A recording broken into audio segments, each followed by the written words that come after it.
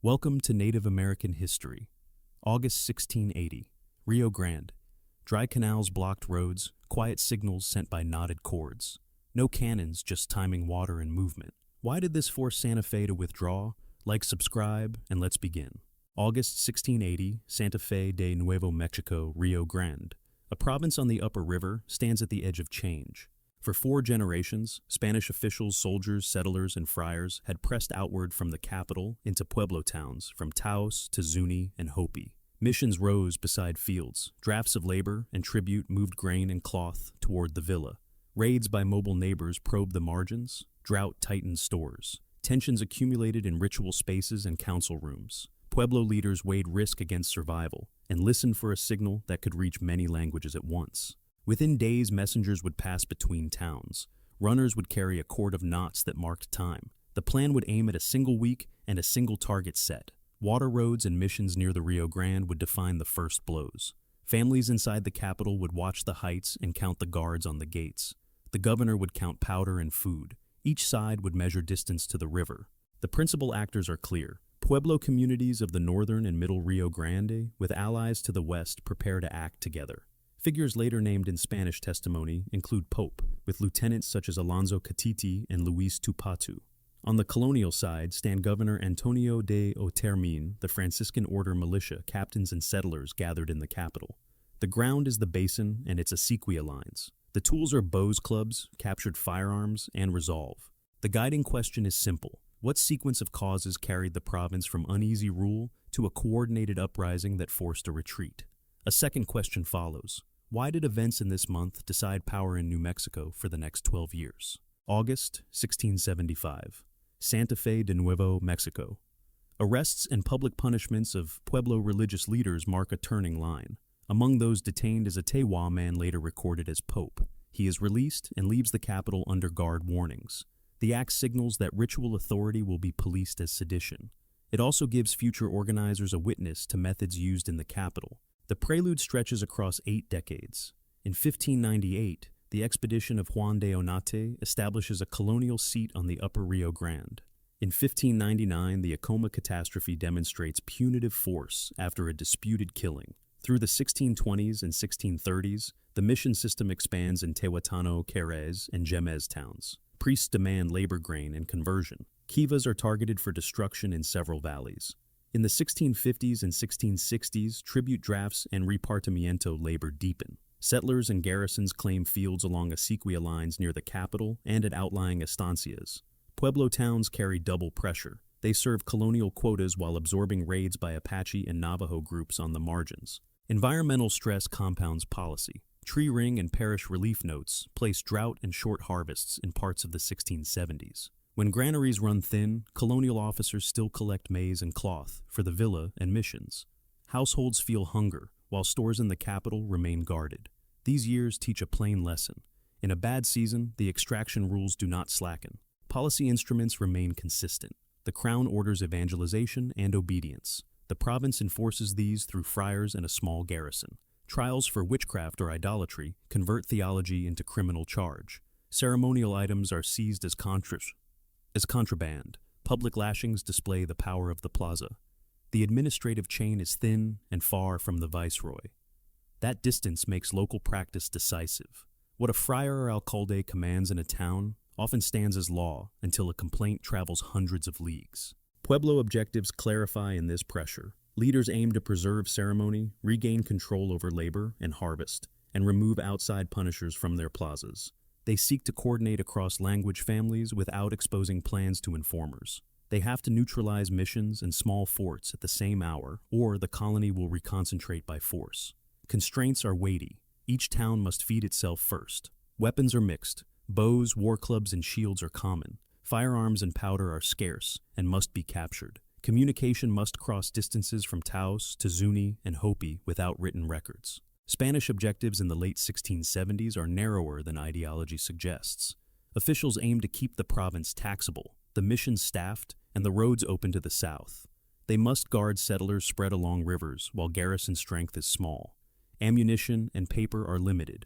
Relief from El Paso del Norte or from the interior takes weeks or months. The colony's chief logistics advantage is centralization. Powder grain and officials sit in the capital. The chief vulnerability is the same. If water and roads are cut, the capital is a box. The timeline tightens after the 1675 arrests. Meetings occur at Taos and among allied towns. Messengers test routes. A plan takes shape to use a counting device that requires no words. A cord with knots moves from town to town.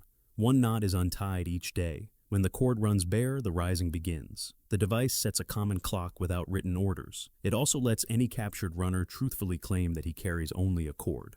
Immediate triggers appear in early August 1680. 2 runners carrying knotted cords are seized. Under torture, they reveal that a synchronized action is near. Colonial officers move to disarm and detain suspected leaders. Organizers advance the date by 1 day to keep surprise. The change tests the system. It holds. Towns begin to act on August 10 and August 11. Logistics snapshots frame the contest. Pueblo forces possess local food stores, short interior lines, and control of heights above fields and roads. They can mobilize quickly and disperse at night.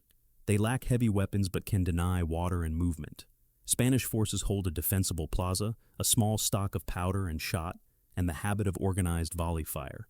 They shelter families and Franciscan clergy whose survival constrains tactical choices. Their numbers are fixed. Their resupply depends on reopening the river access and the road south. By the second week of August 1680, both sides understand objectives and limits.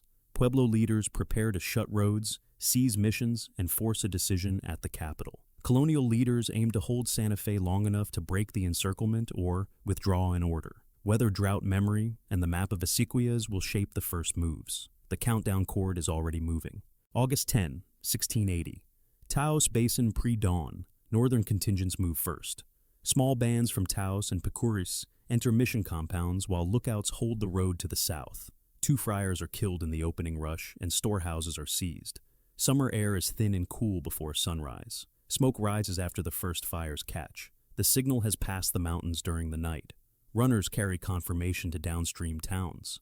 Messengers move by foot along footpaths that avoid ranch roads.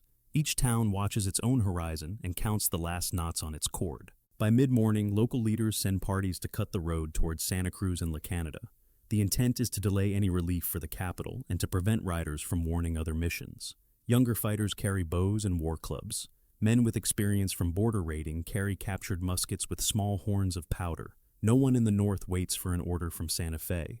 Decisions are made in council rooms and plazas, not by a centralized staff. The immediate effect is displacement. Settler families abandon outlying fields and drive their animals toward the capital. Pueblo families gather children and elders away from target buildings and prepare to move as needed. August 11, 1680. Middle Rio Grande. Tesuque and nearby towns send their own bands into the missions at first light. A second wave detaches to sever the acequia that feeds fields near the villa. The water level drops across the day as silt thickens the channel. The weather is hot, with brief clouds that do not break. The road between Tesuque and Santa Fe fills with refugees and patrols. Interpreters are pulled into constant use inside the capital. Tewa and Spanish both are heard in hurried exchanges at the plaza gates. The governor calls in militia captains and counts cartridges. He can see fires to the north and east from the convent roof. Signals and delays shape outcomes at village scale.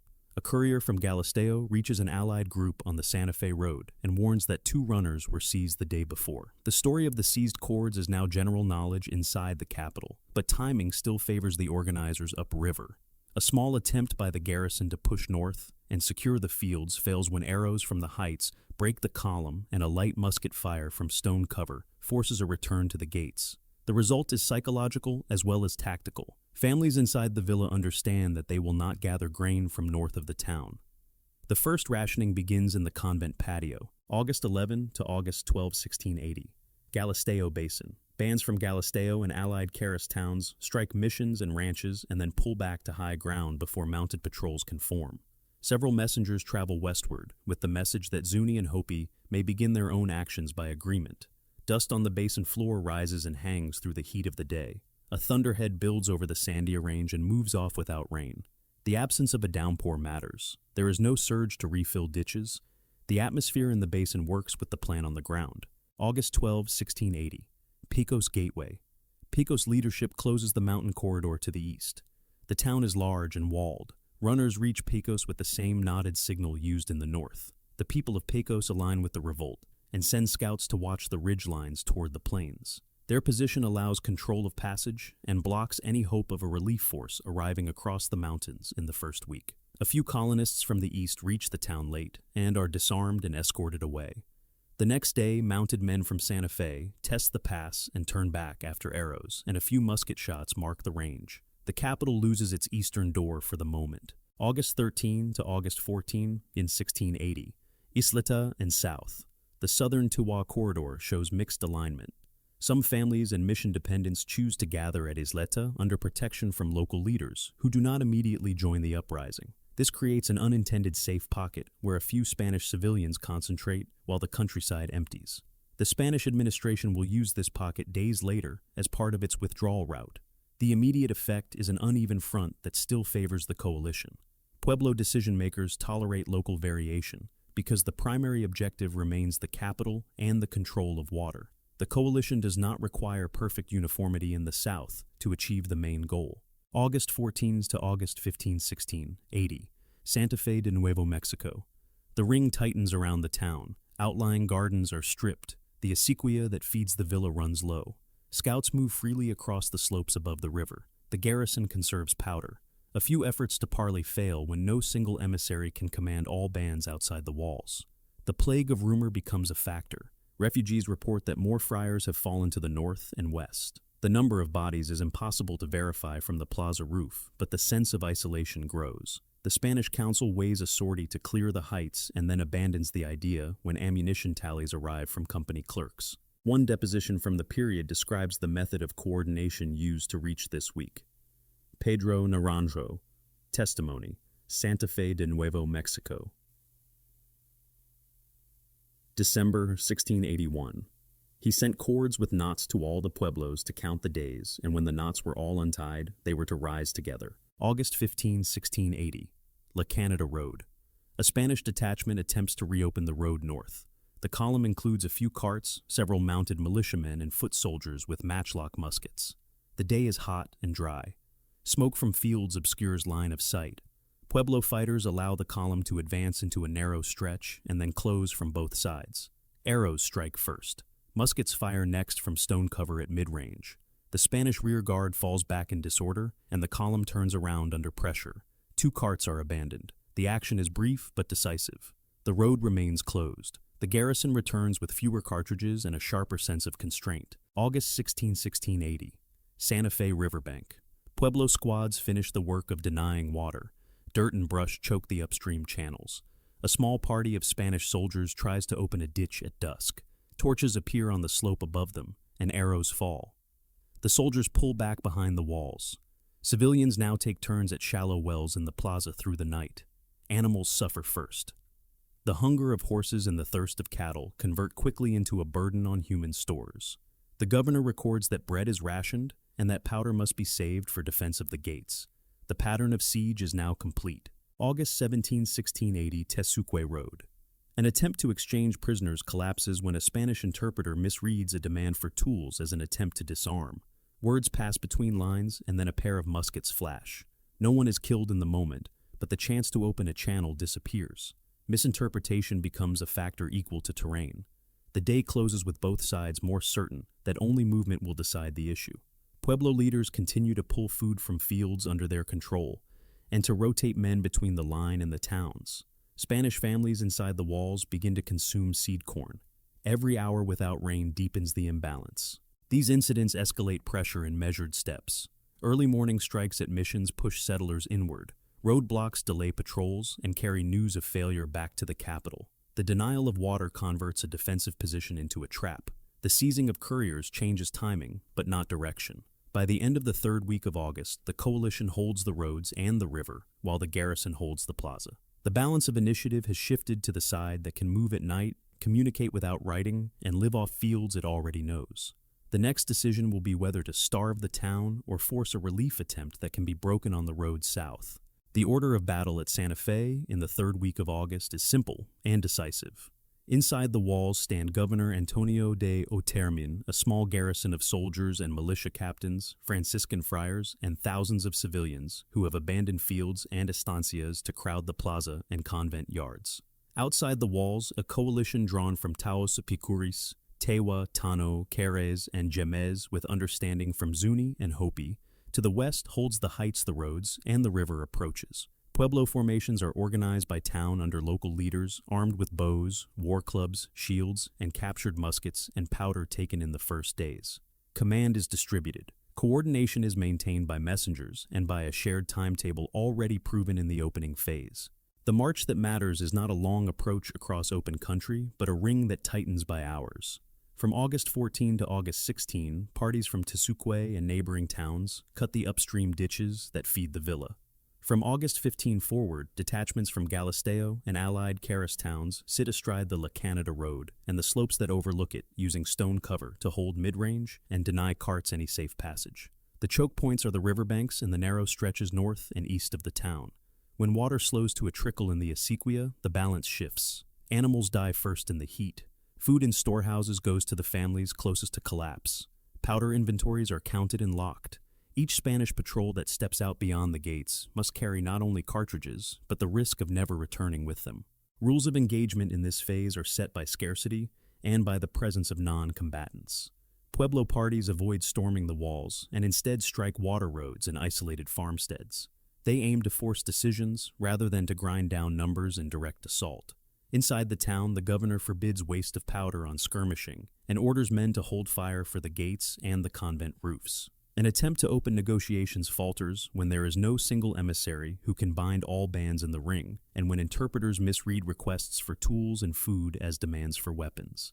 The siege becomes a contest of endurance under summer sky rather than a set of set-piece fights. First contact that promises a decision arrives with a small Spanish column sent north toward La Canada on August 15. The road is briefly reopened by a push that advances under smoke from burning stubble. Pueblo fighters allow the column to enter a narrow stretch and then press it from both sides with arrows first and scattered musket fire next. 2 carts are abandoned. The column turns back. The immediate result is more than the loss of carts. It is the closing of any hope that a sortie will restore access to fields. Civilians hear the shots and see the returning men count cartridges under the portal. In the evening, rations are reduced again. Maneuvers over the next 2 days are made of denial and feint. At dusk on August 16, Spanish soldiers try to clear a ditch and are met by arrows falling from the slope above their torches. On August 17, a prisoner exchange collapses on the Tesuque Road after a misread phrase leads to a flash of muskets and no deaths, but a full break in trust. Pueblo leaders continue to rotate men from line to town, keeping local stores guarded and keeping watch on the river. Spanish captains propose a night strike to clear the heights, but the governor refuses after the clerk's tally shows how few cartridges remain. The rules inside the walls are reduced to 2. Do not waste powder. Do not lose men for nothing. Humanitarian strain takes form in the plaza itself. Wells are dug shallow, some and guarded by lists to keep order in the night. Seed corn is issued with warnings that no new planting will follow until the ring is broken. Disease is not named in the records of this week, but the crowding, the heat, and the dead animals around the town tell the same story.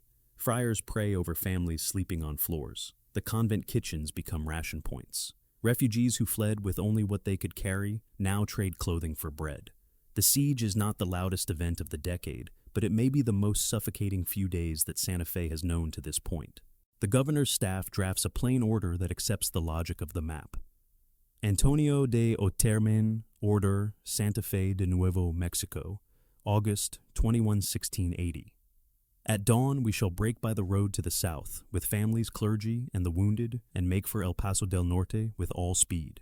The march out is a campaign of survival rather than a battle of lines. Before first light carts are hitched and loaded with children, the elderly water skins and church items small enough to move. Soldiers take stations at front flanks and rear. The route leaves the gates and turns to the Rio Grande corridor. The first obstacle is the river access itself. The denial work on the ditches means water lies low and foul in channels while the main flow is guarded. The column skirts the bank and looks for a safe reach. Pueblo scouts on the heights observe from a distance and harry the rear with arrows to keep pressure without committing to a full close. Once the riverbank is passed, the next choke points are the low ridges and narrows south of the town, where a few men with muskets can check carts for hours. Here, the Spanish choose pace over stand. They move whenever the path ahead is open, and they do not give the rearguard permission to chase. Non-combatants define the tempo. Every stop must serve water or food to hundreds. Every halt invites pressure on the rear. Women walk with children under blankets against the sun.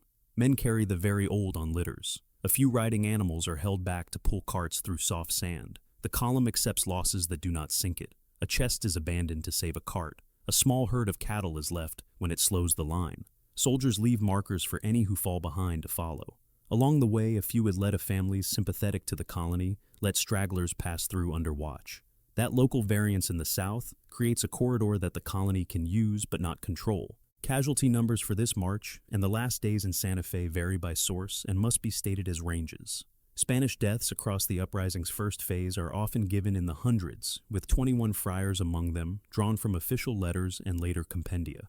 Pueblo losses in the siege phase are less recorded, and modern archaeologists caution against projecting totals from scattered reports. The fact pattern that commands consensus is the outcome. The coalition does not need to break the walls. It needs to drain the capital and compel movement. The colony does not need to win a field action. It needs to deliver its people to El Paso del Norte alive. Logistics decide what words cannot. Pueblo parties live off fields they already know and move at night along paths that avoid the main road.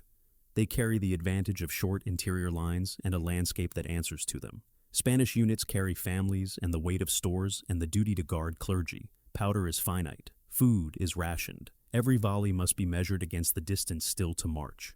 Once the decision to retreat is signed, logistics become the only tactics that count. The column's success rests on speed, on choosing not to fight when fighting will not change the map, and on the absence of a flood that would cut crossings. Summer weather favors the movers on foot who know every arroyo and rise. Two short records from the Spanish side frame the end of the confrontation in the province core. Antonio de Otermin, after action letter La Jornada, south of Santa Fe Lati, August 1680. We withdrew with the whole people, and what sacred things and powder we could bear, and the enemy pressed us as far as the low hills. Anonymous militia captain, note to the governor on the road to El Paso del Norte, Lati, August 1680. We held fire at the rear to save cartridges and kept the women and children in the carts moving. Fact and folklore travel together after the retreat. Later tradition assigns to Pope scenes and powers that belong to story as much as to record. The sources from the year itself show planning meetings, messengers' cords with knots, and local councils deciding how to act. Later tales speak of a storm called to shield the march, or of walls shaken by prayers. The record shows heat dust, dry ditches, and deliberate choices by leaders on both sides under constraint. The gap between story and document is part of the revolt's legacy, but it does not obscure the operational truth. Control of water and roads forced the confrontation to a form that favored the coalition, and the evacuation south completed the removal of colonial rule from New Mexico for the next 12 years. August 1680, Santa Fe de Nuevo Mexico. The turning point is not a single clash at the gate, but a decision reached under heat dust and arithmetic. Inside the walls stand Governor Antonio de Otermin, militia captains, Franciscan friars, and thousands of civilians who have crowded into the plaza from outlying farms. Outside stand coordinated contingents from Taos, Picuris, Tewa, Tano, Keres, and Jemez, with understanding from Zuni and Hopi to the west holding the heights and the river approaches. The objective of the coalition is to remove the colonial state from the province by making the capital untenable without storming it. The objective of the garrison is to preserve lives and authority long enough to restore water or to withdraw intact. Constraints decide the hour. Ammunition is low and counted each evening on the convent porch. Rations are reduced, seed corn enters the ledger. Animals die first, then are butchered early, a poor exchange that drains stores faster. Orders from the governor forbid waste of powder on skirmishing and reserve volleys for any breach at the gates. Weather offers no help. Summer sky gives heat without rain. The acequia lies choked with silt and brush. Every attempt to clear it draws arrows from the slope and a few musket shots from stone cover. The coalition's rule is the opposite of the garrison's do not trade men for walls. Trade time for collapse. The immediate effect unfolds over 3 days. On August 15, a short Spanish sortie toward La Canada loses carts and returns, under pressure closing the north road. On August 16, a dusk attempt to open the ditch fails and ends the last hope of water by labor. On August 17, a prisoner exchange collapses after an interpreter misreads a demand for tools, ending any chance that talk might buy time. By August 21, the initiative belongs fully to the side that can live outside the walls. The governor signs for withdrawal at dawn by the road to El Paso del Norte. The coalition does not rush the gate. It follows at distance, striking the rear, with arrows forcing pace, and letting thirst do the work that powder cannot. The choice to evacuate is the decisive act, because it turns a siege into an empty capital and a province without a resident colonial state. It is also the most conservative military choice available to the governor, given his constraints. He cannot resupply. He cannot break the ring without spending cartridges that he does not have. He cannot starve a countryside that does not sit inside his walls. He can only move a column that includes families, clergy, elderly people, and wounded, and try to reach the south alive. The Pueblo coalition, reading the same map, chooses not to turn that column into a pitched battle. The objective is removal, not annihilation. The outcome is therefore total at the political level and limited at the level of bloodshed on the road. A brief counterfactual clarifies the mechanics without leaving the record. If a hard summer storm had refilled ditches on any of the critical days, the garrison could have drawn water under cover of flow and bought a week. If Isleta had not remained a mixed alignment pocket in the south, the withdrawal corridor might have closed, forcing a last stand at the walls, or a crossing east toward Picos that the coalition already watched. If messengers with the knotted cords had been compromised a week earlier, the synchronized start may have slipped into a sequence of isolated fights that the garrison could have beaten in detail. None of these conditions held. Heat persisted. A southern corridor existed. The cord had already done its work. Human cost registers in names where the sources keep them, and in paths where names fall away. 21 Franciscan friars die in the opening week, a figure repeated across compendia, drawn from colonial letters. Settler families lose heads of household, and children in scattered skirmishes and in flight from outlying fields. Pueblo fighters die in smaller numbers at the walls and along the roads, where muskets reach farther than bows. The count of Pueblo dead is thin in surviving records and must remain uncertain.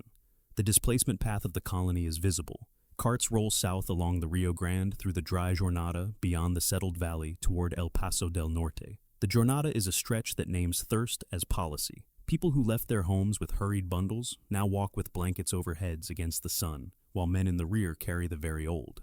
In Pueblo towns, the cost is measured in burned mission buildings, seized stores, and a few dead in the week of strikes. It is also measured in the risk taken by leaders whose councils committed to a synchronized act that could have failed had any one town been isolated. One admission against interest from the Spanish side captures the decision in plain terms. Antonio de Otermin, letter La Jornada, south of Santa Fe Latte, August 1680. We could not hold the waters or the heights with the powder remaining, and so I resolved to carry the people and the sacred things to the south, and save what lives we could. This is the sentence that closes the hinge. The governor states that terrain and logistics, not courage or a single defeat in open field, determined the retreat. That admission aligns with the week's arithmetic. It also speaks to the structure laid out in the causes. From the late 16th century onward, colonial policy built a thin administrative chain that relied on missions drafts of labor and small garrisons scattered along a river. That system worked when food and water flowed and when towns could be handled one by one. It offered no reserve when coordinated action cut. The acequia sealed the roads and forced the capital to feed a province inside its walls. On the Pueblo side, the long build of pressure in ritual and labor, compounded by years of drought, and the memory of punishments had already produced the organizing method that the week revealed: coordination by council, by messenger, and by a shared clock that needed no paper. The turning point, therefore, belongs to both planning and place. Planning created the possibility that many towns could rise together and avoid defeat in detail. Place provided the instrument that moved the decision from hope to fact, the ability to deny water to a capital whose order rested on that water. The Pueblo coalition gained initiative by choosing not to trade lives at the gate. The colony preserved lives by choosing movement over a last stand. The political effect was immediate. The province lost its colonial government for 12 years. The military lesson was equally clear to observers who wrote letters on the road south. Powder and food set the boundaries of honor. Control of water and roads set the boundaries of power. September 1680 to 1692. Upper Rio Grande to El Paso del Norte. The first administrative fact of the aftermath is absence. With the evacuation south, the colonial seat ceases to function in New Mexico.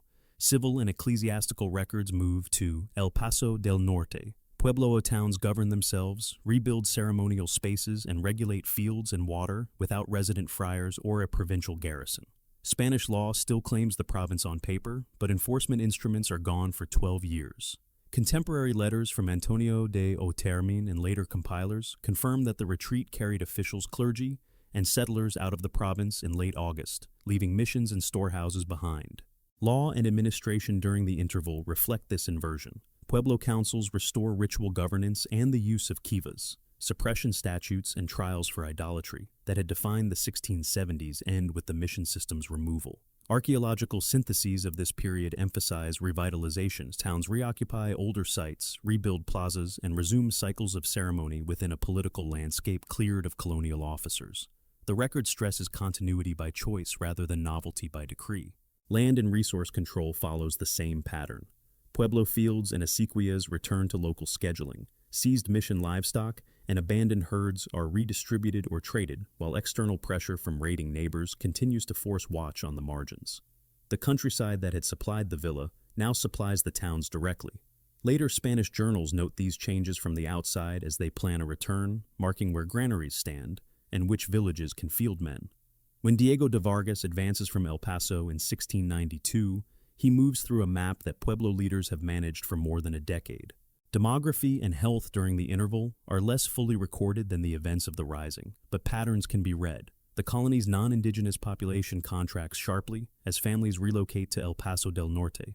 Pueblo populations consolidate around defended towns, and some satellite settlements are abandoned. Mortality in siege and flight registers in Spanish lists. Pueblo losses are unevenly documented. Modern museum and institutional summaries caution against single numbers for the entire region, but agree that the net effect was a temporary Pueblo political majority across the valley and a reduced colonial footprint.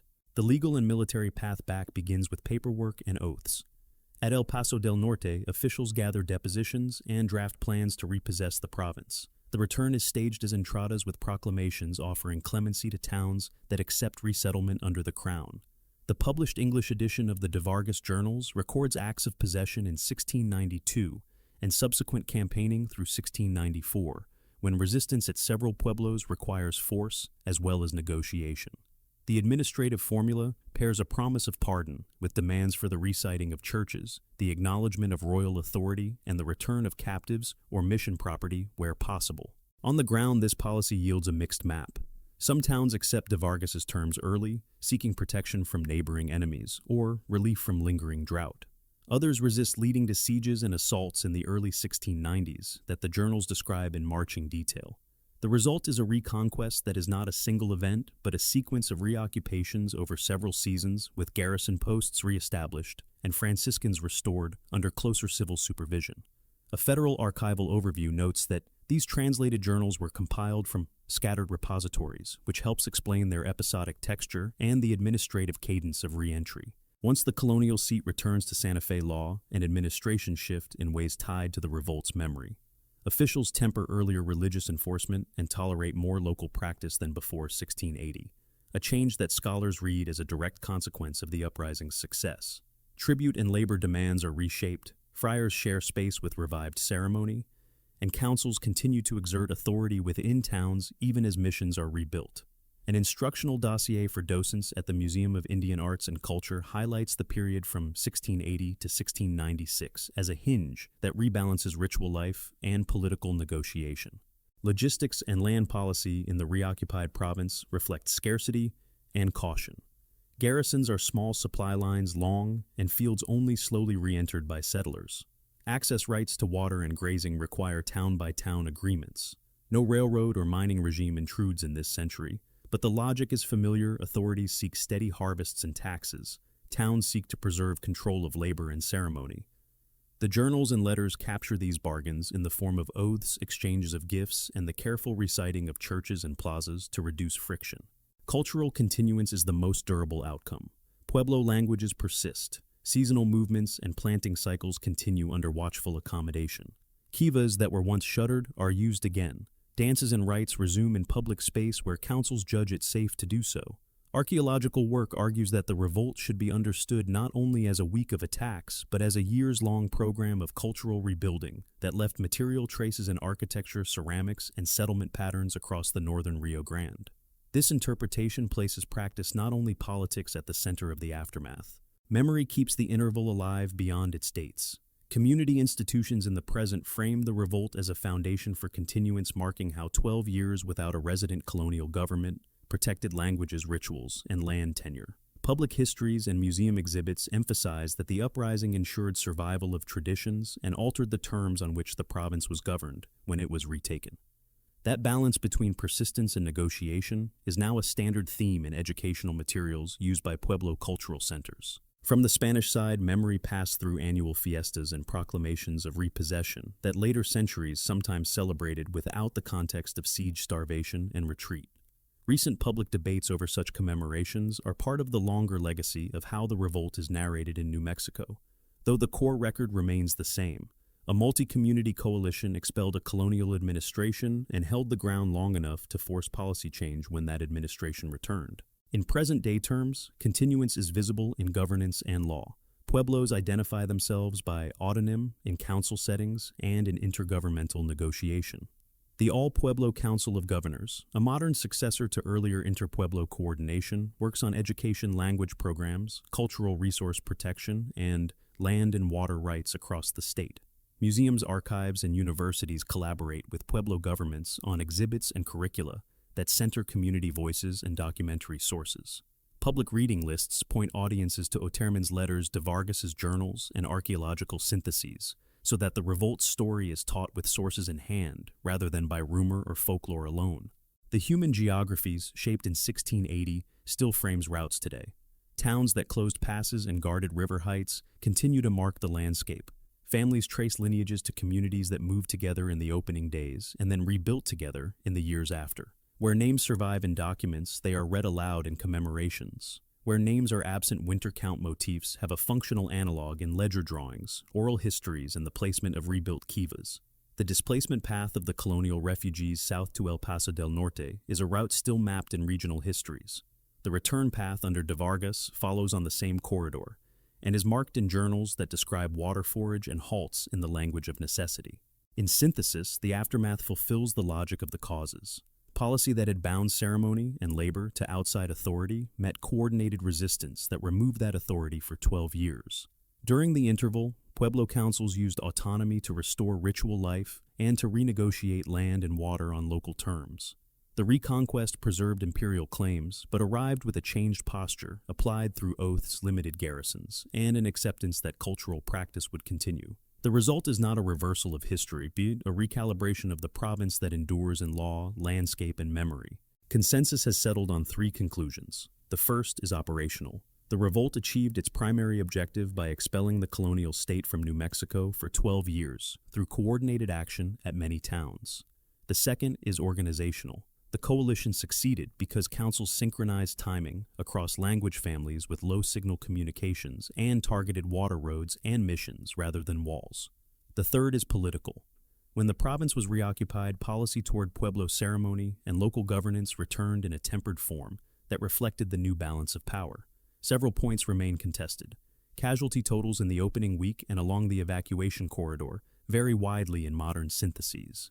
The surviving Spanish letters record numbers for clergy and settlers with more precision than for Pueblo fighters and scholars, caution against projecting a single figure region-wide. The role of Pope is debated. Spanish testimony anchors the name and describes leadership, but archaeologists and ethnohistorians stress distributed decision-making by town councils and the limits of a single command. The degree to which the de Vargas campaigns relied on negotiation versus force is also disputed. Editors of the journals highlight acts of possession and clemency oaths, while other readings emphasize sieges and assaults at specific pueblos in 1693 and 1694. A further debate concerns the revolt's place in the spread of horse culture. Older narratives tied the evacuation to large numbers of abandoned animals, while newer work argues that horses were already present widely by the early 17th century and that the uprising accelerated rather than initiated redistribution. The enduring legacy is doctrinal and symbolic. Doctrinally, the revolt demonstrates that control of water movement corridors and timing can neutralize a garrison that holds walls but lacks food and powder. It shows that a decentralized force with interior lines can win by denial and by patience.